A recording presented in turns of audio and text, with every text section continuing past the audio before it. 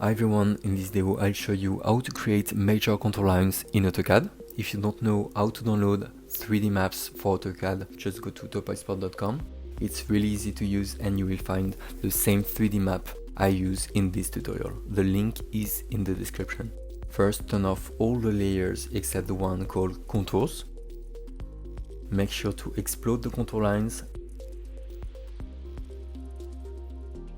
and join them again to turn them into 2D regular polylines. Next, type vlisp in the command bar and pass the script provided in the description of this video.